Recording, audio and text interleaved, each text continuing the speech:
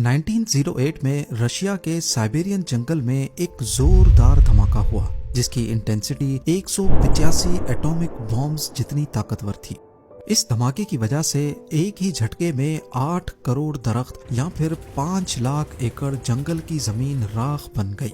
मगर जब साइंटिस्ट वहां पहुंचे तो किसी किस्म का कोई क्रेटर नहीं मिला। यहाँ सिर्फ हर चीज जली हुई पाई गई। क्योंकि ये धमाका टेंगुस्का रिवर के पास हुआ था, इसी वजह से इसको टेंगुस्का इवेंट का नाम दिया गया है। लोगों ने बताया कि 30 जून 1908 सुबह 7:15 पे आसमान से एक फायर बॉल गिरते हुए देखा गया और उसके बाद सेंट्रल साइबेरिया में एक जोरदार धमाका हुआ। लोगों ने आसमान में एक चमकदार रोशनी देखी और उससे निकलने वाली गर्मी इतनी तेज कि लोग बेहोश हो गए। इसका साइज तकरीबन 25 स्टोरी बिल्डिंग से बड़ा, जबकि अंदाजे के मुताबिक इसका वजन 20,000 अफ्रीकन एलिफेंट्स जितना।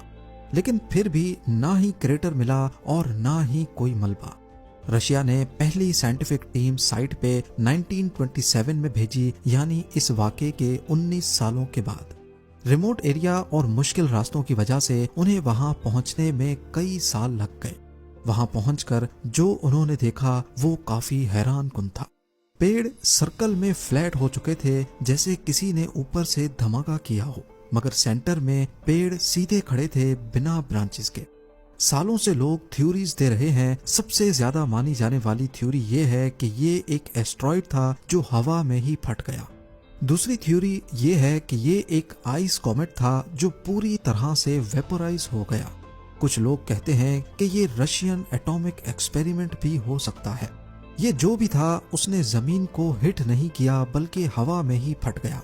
साइंटिस्ट्स इस फिनोमेनन को एयर बस्ट कहते हैं, यानी ये जमीन तक पहुंचा ही नहीं और उससे पहले ही हीट और प्रेशर की वजह से फट गया।